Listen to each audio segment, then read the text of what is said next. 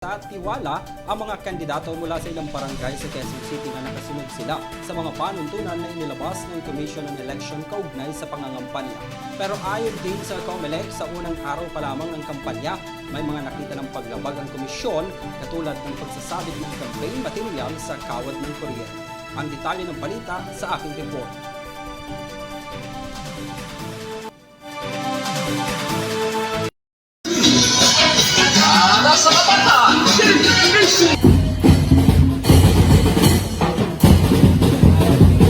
Sa unang araw ng pangangampanya ng mga kandidato sa barangay at sangguniang kabataan eleksyon, nagsimula ng mag-ikot ang ilang tumatakbong kandidato sa kanilang mga barangay. Ayon kay COMELEC Chairperson George Garcia, may ilang mga paglabag na ang nakita ng COMELEC, katulad ng paglalagay ng mga campaign material sa kawad ng kuryente. Nakapanayam ng Hero TV News ang mga kandidato sa ilang barangay sa Quezon City, kabilang rito ang Barangay Santo Cristo at Pag-asa. Kumpiyansa mga ito na nakasunod sila sa guidelines na ibinaba ng Commission on Election. Tayo kasi, siyempre, incumbent barangay captain tayo. Mismo tayo dapat ang nagpapakita ng ehemplo para sumunod sa mga panuntunan ng COMELEC. Simula noong September nag-file tayo, hindi tayo gumawa ng premature campaign. Nagtrabaho pa tayo sa barangay. Excited naman kami, masaya, na mahirap kasi maraming bago, maraming mga guidelines na binigay ang COMELEC na kailangan natin sundin para hindi tayo ma-technical or magkaroon ng problema.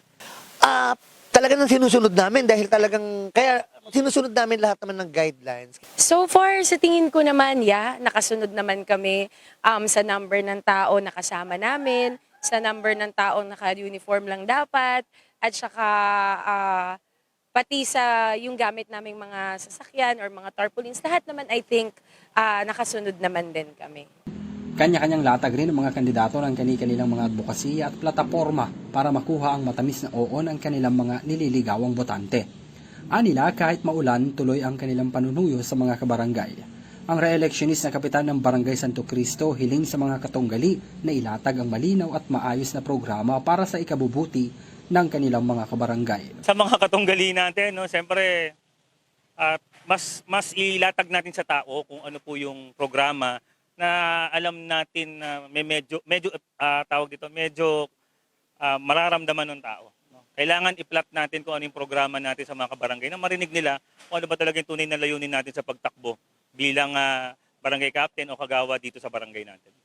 Ang re-electionist naman na kapitan ng Barangay Pag-asa inilarawang masaya ang unang araw ng kampanya. Bagamat may kalituhan raw sa mga guidelines na ibinaba ng COMELEC, tinayak pa rin ito na nakasunod sila sa mandato ng komisyon. Hindi namin alam kung tama ba ito kasi minsan nalilito kami doon sa mga guidelines. Merong mga guidelines ng unang sinabi na bawal yung t-shirt, walang magbibigay ng t-shirt, walang magganto-ganto. Ngayon, may nilabas sila na ang isang kandidato ay limang t-shirt lang ang pwede niyang gamitin para sa campaign, no? So, yun, no? Kasi, para kasing dapat kung maglalabas sila ng guidelines, dapat ilabas nila kaagad yung para yung kung ano ba talaga yung nilalaman nung yun, mas maaga. At para maliwanag sa amin, hindi kami nalilito. Lahat kami tatanungan Ilang balik namin sa COMELEC, sir, pwede ba itong ganito? Pwede itong ganito. So, pwede yan. Sige, pwede. Pero, asan sa guidelines? Bakit hindi nilagay din sa guidelines yung ganun?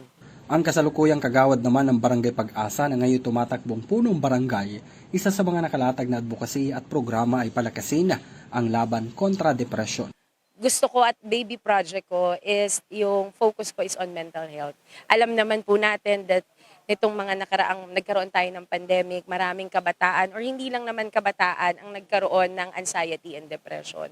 So naniniwala ako na dapat ang barangay ay maging parte sa pagsolusyon at pagtulong sa mga kabarangay natin na nagkaroon ng anxiety and depression. Hindi kasi natin minsan alam na may depression na pala yung tao, no?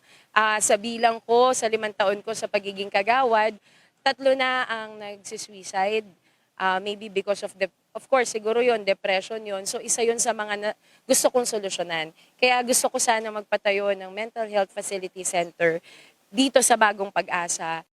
Ang mga kandidato para sa barangay at SK ay maaaring mangampanya simula ngayong araw hanggang October 28. Paalala ng COMELEC, sumunod sa mga ipinagbabawal ng komisyon upang maiwasan ang disqualification ng mga kandidato.